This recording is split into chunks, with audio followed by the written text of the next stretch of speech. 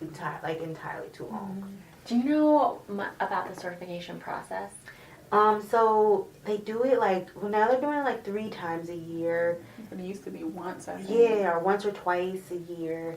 And it's long. It's like a few weeks. And they go to DBH for 8 hours a day. And I know that they're having some more, which was interesting because I just went at the conference. They were saying the person who supervises peers should have done the peer training, and I'm like, well, not me. I haven't done it. And it's even if I wanted to, the next trainings are Saturdays, which is no. Right. And then there's nights, and I said I will probably be willing to do nights. I just have to be flexible with my schedule here, and if I had to do it. But it needs to be more available or something. I don't know. I don't know. It's too long, but then it's not convenient. Well, and what I had heard the other day was that it's 6 weeks, 8 hours a day, and it's unpaid. Yeah. Yeah. So who can do that? Right. Yeah. Who? Yeah. Who in the world? Yeah, that's very challenging. And then when you, like I said, so I guess the night ones are not. They're longer or something because obviously you're not going for 8 hours a night, right. And you might be going for 8 hours on a Saturday, but Saturdays are Saturdays. It's only 4 a month, so if you have to do this for 6 weeks, it probably takes forever. Yeah. The process just seems like it needs to be kind of reworked. I mean, it's not, I guess, that essential for me to go, but if I did want to go, just to be I really understand and just be informed, it's how could I do that? Yeah. I can't take off 6 weeks from here to go to a training. Right. But I think especially as the city is moving towards and really emphasizing peers in general, so family and otherwise. And I think the fact that they've increased it to 3 times a year is really helpful because apparently there are going to be a lot of positions that are available for people who need to be certified peers in order to do those jobs that are going to be available. But I think what also kind of hurt us is that we have another program that was also hiring a family peer, so we were kind of competing with ourselves in order to get one. It actually turned out fine because the 2 people that they hired have quit already, so they weren't really good fits. Yeah. So we did kind of luck out that way, but we were also competing with ourselves, so to speak, in hiring a family peer. So the first 2 that were hired actually went to the other program. And then they quit. Yes. Weren't even here a month a piece. Yeah. Do you know why? Was it just wasn't, what was challenging for the position? Or no? I mean, I don't know. I think they felt unsupported in some form or fashion.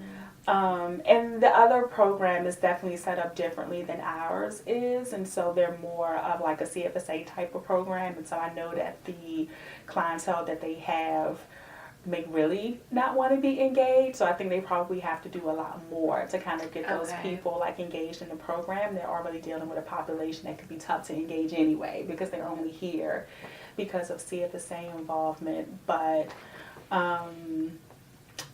I think they just weren't ready to take on. They both had been on work for a long time, and it just seemed like maybe you needed more prep for what work is like. Yeah, what they were going to be getting into. Okay. Yes, this is a job. Yeah. It comes with certain kind of expectations. I just don't think they were ready for it. And luckily, Benita came from a job.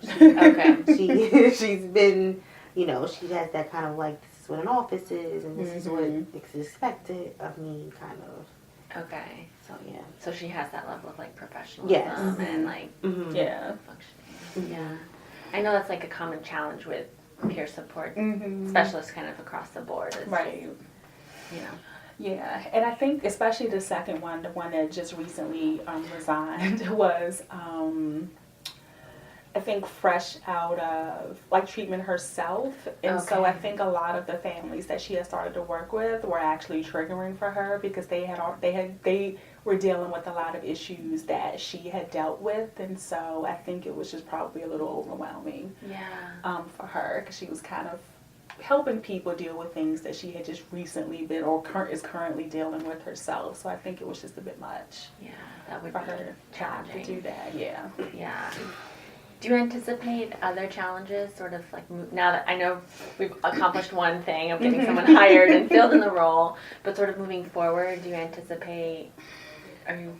I just want her to. I think my biggest fear, which hopefully does, where our referrals will come in, is that I want her to feel like she's doing something. I don't, because like some people like coming to work and feeling like I'm just here, but like I don't get that vibe from her, so I don't want her to come and be like I'm bored or I don't feel like I'm being used or utilized enough or in my position. So I'm hoping that as we bolster referrals and just kind of help her just like get her bearings on like what to do and making connections and like outreaching, that I think that's for me. Like I said, I'm still like, well, what am I supposed to be doing? It's like, what can I give you to do? I know what you should be doing. It's just like, it's not really there though. So like, what can I just want her to make sure she feels like she's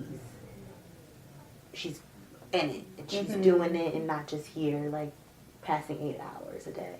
Yeah. And are you her direct supervisor? Okay. How does supervision work? I haven't even had her supervision yet. Just 2 weeks. And then like, her scheduled supervisions is on Tuesday, and I wasn't here on Tuesday. I should connect again, but it probably will just have to wait till Tuesday. But I mean, usually the way I structure, at least with my other 2 peers, is that I kind of just let them tell me at first, like, what's going on? Do you have anything like you want to discuss with me?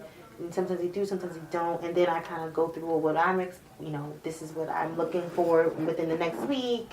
And just checking in to make sure they've been outreaching, going over like forms that we, like sheets or tracking sheets to make sure you're like keeping them updated and you're reaching out. Kind of things like that. Just kind of making sure problem solving and just making sure they stay on task. So you have like, sorry, I think you did, right? No. You have like tracking sheets for them? So, I don't know. So maybe tracking sheet is the wrong word. It's Sorry, not, I know you'll probably look at my tracking sheet like, what is this? No, I'm sure not. I'm sure not. So the way I did it is like I used Excel to kind of like keep track of like their families and their phone numbers and when's the last time you spoke with them and things like that. So it's kind of just there for them to see like everything is in one place. Yeah. And so when I send out referrals and it's up to them, I just constantly remind them like I started it, but you have to keep it going. So when you get new referrals, adding these referrals to your list to make sure you have the information. It all has like the case manager on there as well, so they have all the information in one place. Even though it's like on Anastasi, it's like quick. It's just a quicker way for me to have to like for them to just kind of really make it intentional. And I know Imani, she's told me like she uses that, but like she did her own thing. But whatever, as long as something to help them structure. I feel like they really needed kind of the structure of like, okay, how do I keep track of these people and what am I, or where's this information? It kind of was not. I needed something just to help them get on track. Yeah. And I also what I'll probably do with Benita once things pick up, so they have like. Eventually, I was trying to just let them find their way, but it kind of wasn't happening. So I had to be like, okay, let's look at your calendar. We know these are like set things. Like we know we have this meeting every week. You know you have your supervision. You know you do this group. So let's keep those times. Like let's look at your calendar to say when do you have at least like 2 hours gap time for you to do outreach, wherever that is. You're meeting with people in the office. You're going to see them or you're calling them. Pencil out 2 days a week for 2 hours, and if you need to use my office or whatever, that this time is specifically for this. So I'm thinking. I know that people, it's a lot. So they have a lot of families apiece, but I think that really structuring family peers kind of helps them know how to use their time best. Yeah. Do you feel like you're getting support or guidance from like DBH, or I don't know who would be from the HEART program, around like how to supervise a family peer? No. Would that be helpful or of interest? Yes. Oh, when I went to the conference, I actually met this lady. She's from Sacramento, but she was like a director of a program. She started out as like a family. She supported supervised peers, and she obviously has been doing this for a long time, and she said she's like up next to be like the CEO or whatever of her work. So I definitely was like, I made sure like, I will be contacting you, because just to kind of see like, well, what does she, she was like, it's very different, it's very different than supervising a clinician. And so, just to kind of get feedback from someone, you know, because even here, I guess I could have connected with people across the street, but then it's different. And then Yeah. I mean, we here, technically have a director of peer services at Community Oh. Connections. She is a peer, and she's worked, I think, on a couple of different programs.